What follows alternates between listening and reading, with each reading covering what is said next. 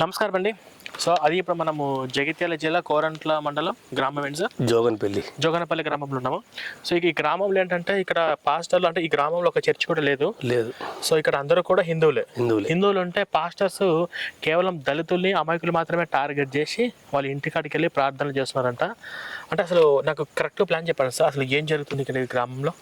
మా గ్రామంలో పూర్వం నుంచే ఒక 5-6 కుటుంబాలు ఉన్నాయి. Okay, Christians. వాళ్ళు కాకుండా ఒక వాళ్ళను కథలు చెప్పడం అంటారు, వాళ్ళు ఒక కుటుంబాన్ని మార్చిండ్రు 4-5-6 ఏళ్ళ కింద. మా విలేజ్లో ఒక ఏవైతే 4-5 ఉన్నాయో అవే ఉన్నాయి, కానీ ప్రభుత్వం ఇచ్చిన ఒక 15 ఇండ్లు కొంచెం ఊరుకు దూరంగా ఉన్నాయి. దాంట్లో పాత వాళ్ళు ఒక 2 ఉన్నారు క్రిస్టియన్స్. అది మెయిన్ రోడ్కు దగ్గర ఉంటుంది కాబట్టి రాయకల్ నుంచి పాస్టర్లు కానీ విశ్వాసులు కానీ వచ్చి భజన పేరు మీద వాళ్ళ ఇంట్లో ఒకళ్ళ ఇంట్లో మీటింగ్ పెట్టి భోజనాలు ఏర్పాటు చేసి. నా డౌట్ సార్, ఇప్పుడు గ్రామంలో అందరూ హిందువులే కదా? హిందువులే. ఒకే ఒక కుటుంబం క్రిస్టియన్ కుటుంబం, ఒక 4-5 ఉంటాయి. 4-5 క్రిస్టియన్ కుటుంబాలు. అంటే ఈ 4-5 క్రిస్టియన్ కుటుంబాలు ఎప్పుడు మారారు? వీళ్ళు ఫస్ట్ నుంచి క్రిస్టియన్స్ గా ఉన్నారా? చాలా ఏళ్ళ కింద ఉన్నారు, ఒక 30 ఏళ్ళ నుంచి కొందరు ఉన్నారు. మధ్యలో కొంతమంది మారినరు, కొంతమంది ఎక్స్పైర్ అయిపోయినరు. ఇప్పుడు ఉన్నైతే 4-5 ఉన్నారు. 4-5 కుటుంబాలు, 4-5 ఇల్లులు అంతే. ఇప్పుడు ఈ 4-5 ఇళ్ళకి పాస్టర్ ఎక్కడి నుంచి వస్తున్నాడు? రాయకల్ నుంచి వస్తారు. ఇప్పుడు చర్చ్ ఈ 4 చర్చికి వాళ్ళ అక్కడికి వెళ్తున్నారా? వీళ్ళందరూ అక్కడికి రాయకల్కి వెళ్తారు. ఇప్పుడు అక్కడ నుంచి పాస్టర్ వచ్చి ఈ 4 ఇంట్లే కాకుండా మిగతా ఇళ్లలో కూడా వెళ్ళి ప్రార్థనలు చేస్తున్నారని వచ్చింది వార్త. అవును. ఇప్పుడు వీళ్ళు వెళ్తే ఈ హిందువులు రాణిస్తున్నారా ఇంట్లోకి? ఎవరిని అంటే ఇప్పుడు పాస్టర్లు వెళ్తున్నారు కదా, ఈ 4 వేరే హిందువుల ఇంట్లోకి కాకుండా వాళ్ళు ఒక చుట్టుపక్కల ఒక విశ్వాసి ఇంట్లో సమావేశం పెట్టి భజన పేరుతోని ఏవో పెట్టి భోజనాలు ఏర్పాటు చేసి చుట్టుపక్కల ఉన్న విశ్వాసుల్ని తినడానికి రమ్మంటున్నారు. అట్లా వాళ్ళని కొంచెము ఆశ చూపించి మతం మార్చడానికి ప్రయత్నం చేస్తున్నారు. అంటే అది భజన కాదు, ప్రార్థన.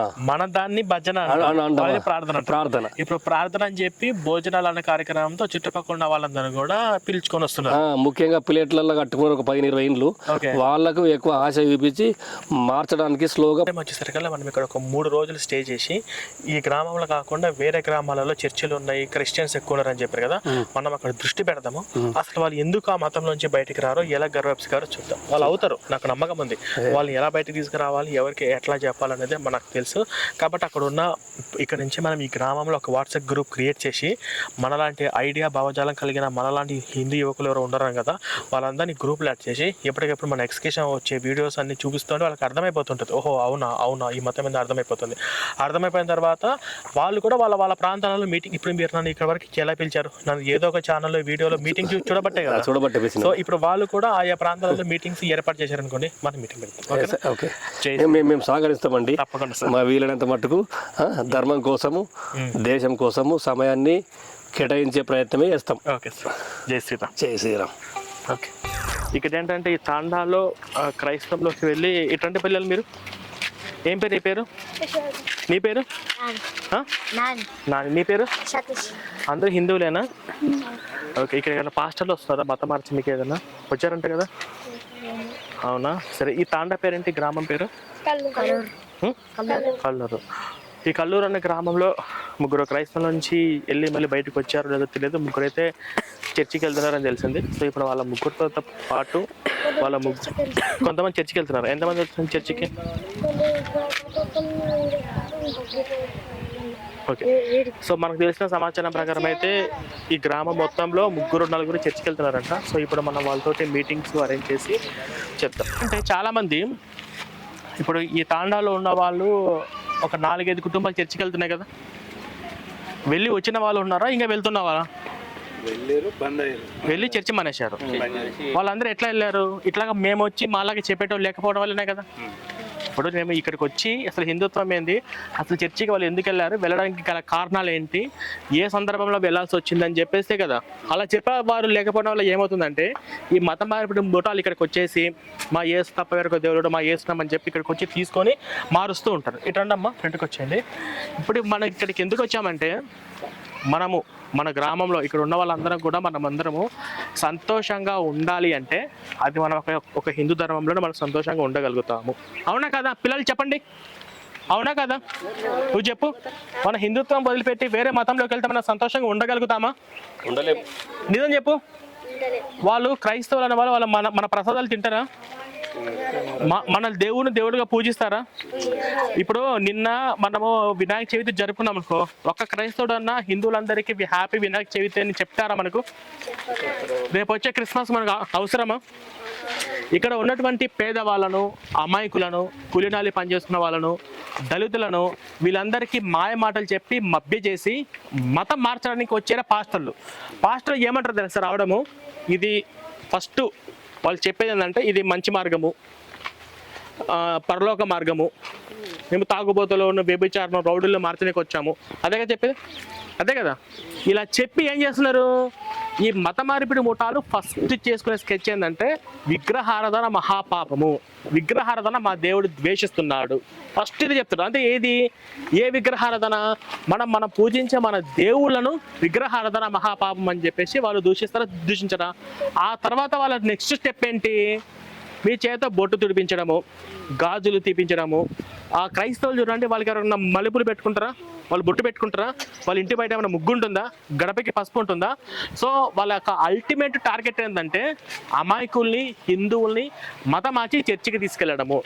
ఇక్కడ ఉన్న వాళ్ళు గ్రామ పెద్దలు ఎవరైతే ఉన్నారో పెద్దలందరికీ, ముఖ్యంగా మగవాళ్ళందరికీ చెప్తున్నాను, ఈ ఊర్లో ఎవరైనా పాస్టర్లు వచ్చారు అంటే ముందు బైబిల్ ఎందుకు ప్రశ్నించండి.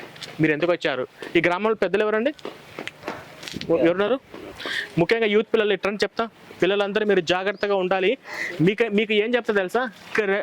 క్రిస్మస్కి గేమ్స్ ఉన్నాయి, మా చర్చికి రండి, మీకు గిఫ్ట్లు ఇస్తాము అని చెప్పేసి మాయమాటలు చెప్పి మిమ్మల్ని చర్చికి తీసుకెళ్తారు. చర్చికి తీసుకెళ్తే తర్వాత ఏం చేస్తారు? మీకు మీ ఫ్యామిలీకి దూరం చేయడము, తర్వాత పూర్తిగా చర్చికి అలవాటు అయ్యేలా చేయడము, తర్వాత మీకు హిందూ దేవులు అంటే ద్వేషము, మన హిందూ దేవులను పూజించకూడదు అని చెప్పేసి చెప్పడము, ఇలా హిందుత్వానికి మిమ్మల్ని పూర్తిగా విడగొడతారు. ఓకేనా? సో ఇక్కడ ఉన్న వాళ్ళు మనమందరం ఎట్టి పరిస్థితుల్లో కూడా మనము హిందూ ధర్మాన్ని వదిలిపెట్టకూడదు. అవునా కదా? వదిలిపెడతారా మన హిందూ ధర్మాన్ని? పిల్లలు చెప్పండి, వదిలిపెడతారా? పిల్లలు మీరే రేపటి హిందుత్వానికి వారసులు, వదిలిపెడతారా? 4-5 మంది కుటుంబాలు వెళ్తున్నాయి. సో ఇంకా ఈ గ్రామంలో మొత్తంలో వెళ్తున్న వాళ్ళు ఎవరైనా ఉన్నారా? ఇప్పుడు కూడా ఈ రోజు కూడా చర్చికి వెళ్తున్న వాళ్ళు ఎవరైనా ఉన్నారా? లేరు కదా. ఎవరు బయటకు వచ్చారు? ఎంతమంది బయటకు వచ్చారు? నువ్వు బయటకు వచ్చావా?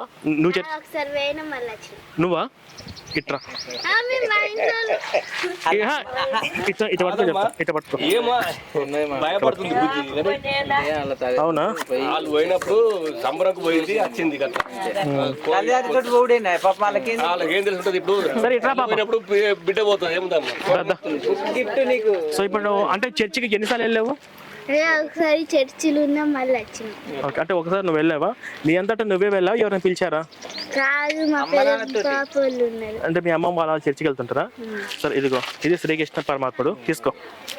శ్రీకృష్ణుడు పరమాత్ముడు మీ ఇంటికి వచ్చాడు కాబట్టి మనం శ్రీకృష్ణుడు తప్ప మనం వేరే దేవుడిని పూజించకూడదు. ఓకేనా? మనకు ఆ చర్చికి మనకు సంబంధం లేదు. ఇప్పుడు నేను చెక్క బొట్టు పెట్టుకున్నావు కదా, నేను చెక్క పసుపు, గాజులు, మల్లెపూలు పెట్టుకుంటావు కదా, మీ ఇంటి బయట ముగ్గుంది కదా, ఆ మతంలోకి వెళ్తే ఉంటుందా? ఇప్పుడు ఆ మతంలో పాటించిన వాళ్ళందరూ అలా పాటిస్తున్నారా? కాబట్టి మన భారతదేశానికి ఈ యేసుకి ఏమైనా సంబంధం ఉందా? పిల్లలు చెప్పాలి, మన భారతదేశానికి యేసు మతానికి ఏమైనా సంబంధం ఉందా? మన భారతదేశంలో రాముడికి, కృష్ణుడికి మనకు సంబంధం ఉంది, మనకు సంబంధం లేదు. ఓకేనా? సో ఇది పెట్టుకో, మంచిగా పూజించుకో. అట్లాగే ఇంకోటి ఏంటంటే నీకు ఇచ్చేది గిఫ్ట్, ఇది ఒకటి ఉంది. ఓకేనా? సో ఇక్కడ తెలుగు చదువుకున్న వాళ్ళు ఎవరైనా ఉన్నారా? చదవడము బాగా రావడం? ఇట్రా తమ్ముళ్ళు, ఇదిగో తీసుకోండి. ఓకేనా పాప? ఎట్రా, నువ్వు చర్చికి వెళ్తావా నువ్వు? ఇదిగో ఈ జై శ్రీరామ్ జెండా ఉంది కదా, ఇది మీ ఇంటి బయట ఉండాలి. ఎవరైనా పాస్టర్లు వచ్చారనుకో జెండా చూసి మాట్లాడని చెప్పాలి. ఓకేనా? ఈ జెండా మీ ఇంటి బయట కట్టుకో. మీ ఇంటికి వచ్చిన శ్రీకృష్ణుని నువ్వు మంచిగా పూజించుకో. ఇంకా మనం చర్చికి వెళ్ళకూడదు. మీ అమ్మ మీ నాన్న వెళ్తున్నారా? ఇప్పుడు కూడా వెళ్తున్నారా? మీ అమ్మమ్మ వాళ్ళు వెళ్తున్నారా? సరే, ఇంక వెళ్ళొద్దు. ఓకేనా? మనకు సంబంధం లేదు. వాళ్ళు మన దేవుడిని తిడతారు, మన దేవుడు సైతాన్ అంటారు, మన దేవుడు రాయి విగ్రహం అంటారు. తప్ప కదా వాళ్ళు అలా అండము. వాళ్ళు అలా అనే విధంగా తయారు చేసింది బైబిల్. నీకు తెలుగు చదవడం వచ్చు కదా బాగా? తెలుగు చదువుతావా? రాయడం అంతా? ఇదిగో ఒకసారి ఈ పుస్తకం కూడా, ఇది బైబిల్ అంటే ఏంటి, యేసు అంటే ఏంటో తెలుస్తుంది. ఇది మొత్తం చదివిన తర్వాత నీ తోటి స్నేహితులు ఎవరైనా వాళ్ళు ఉన్నా కూడా బయటికి రా. ఓకేనా? జై శ్రీరామ్. Very good. ఓకేనా పిల్లలు? మీరు కూడా రండి. మీరు ఇంకా చర్చికి వెళ్తారా? మీరు వెళ్తారా? ఇదిగో మీకు అందరికీ గిఫ్ట్ ఇస్తాను. ఇదిగో అందరికి ఒక జెండా, పటము కానీ జెండా కానీ ఏదో ఒకటి ఇచ్చేస్తాను. ఇదిగో మీకు పటం తీసేసుకోండి. పూజించుకోండి మంచిగా. పుస్తకం తీసుకోండి. ఓకేనా?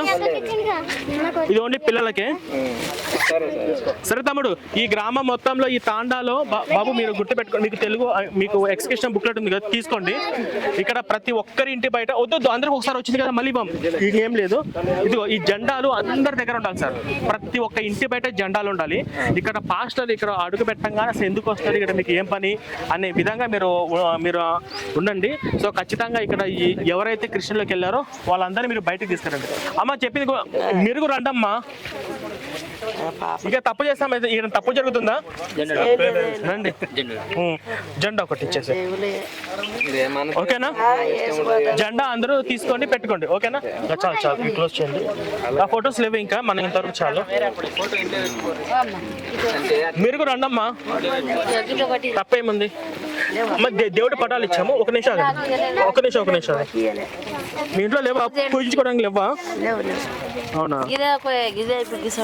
ఇవి ఇంకా అక్కడ పంచాలి. ఇదిగోండి ఆమె తీసుకోండి. ఓకేనా?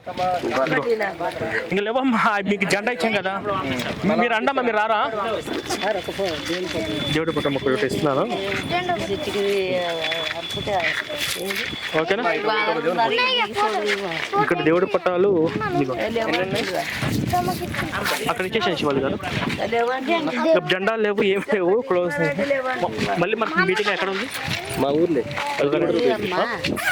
సరే, ఓ పని చేయండి, చాలండి. సరే పిల్లలు జాగ్రత్త, మీకు జెండా ఇచ్చాను అంతే, ఒకటి అంతే.